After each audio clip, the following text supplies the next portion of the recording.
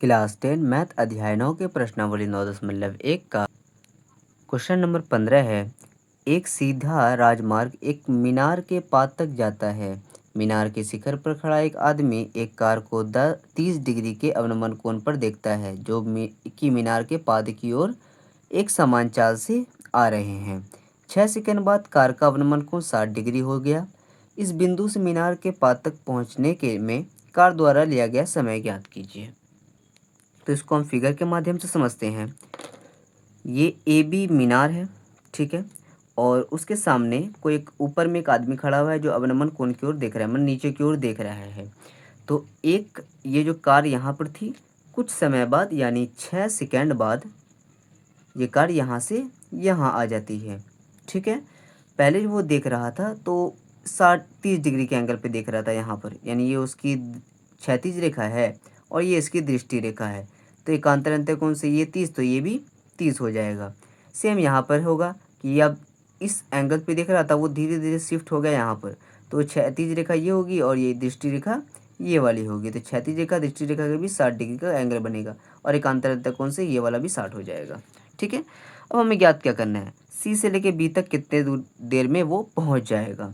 तो क्योंकि हम यहाँ पर सब सेकेंड में ले रहे हैं, कोई भी मीटर सेंटीमीटर में नहीं है, तो आंसर भी हमारा सेकेंड में ही आएगा। तो चलिए सॉल्व करते हैं। तो सबसे पहले हम क्या करेंगे, इस त्रिभुज को लेंगे ए बी सी। तो यहाँ पे लिखेंगे समकोण त्रिभुज ए बी सी में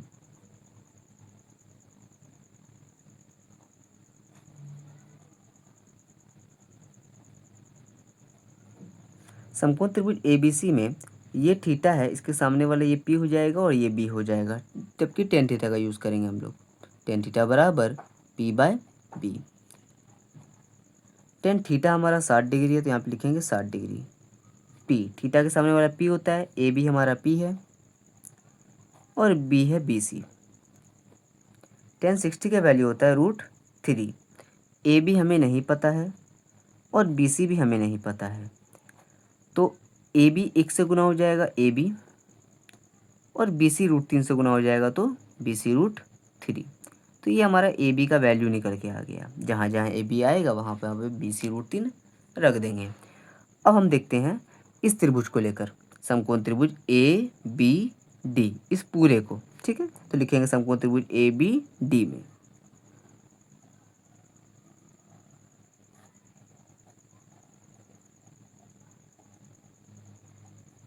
समकोण त्रिभुज ए बी डी में टेन थीटा बराबर पी बाय बी हो जाएगा। टेन कितना है, टेन 30 डिग्री है, लिखेंगे यहाँ पे 30 डिग्री। पी ए बी हो जाएगा और बी बी डी हो जाएगा। टेन 30 का वैल्यू होता है 1/√3। ए बी की वैल्यू कितनी है, B C √3, B C √3। B C को हम लिख सकते हैं D C plus C B, D C plus C B. अब देखिए आगे 1/√3 वैसे रहेगा, बी √3, सॉरी बी नहीं होगा यहाँ पर, बी सी होगा। तो बी सी √3 बटा डी सी, डी सी की वैल्यू 6 सेकेंड है, तो हम यहाँ पे 6 लगा देंगे, ठीक है। और बी सी हमें नहीं पता, तो बी सी को हम वैसे लिखते हैं, या सी बी या बी सी बात बराबर है। बी सी √3 को इस √3 से गुना करेंगे, तो बी सी √3 को हम गुना करेंगे √3 को, क्योंकि क्रॉस में मल्टीप्लिकेशन होगा, ये उससे और ये इससे।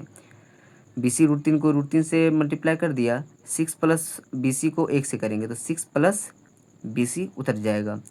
अब √3 हमारा सिर्फ 3 आएगा, बी सी उतर जाएगा। अब ये बी सी जो प्लस में बराबर किस तरफ आएगा, माइनस में हो जाएगा, बी सी इज इक्वल 6, ठीक है। अब देखते हैं आगे क्या कर सकते हैं। 3 बी सी में से 1 बी सी चला जाएगा, 2 बी सी बचेगा बराबर 6। 2 इंटू में बराबर किस तरफ जाएगा, भाग में, 2 से काट सकते हैं, 2 तिया 6। तो बी सी की वैल्यू कितनी आई, 3। अब ये 3 किस में आएगा, अगर ये हम इस सब नंबर को मीटर में लिखते तो ये हमारा किस में आता, मीटर में आता।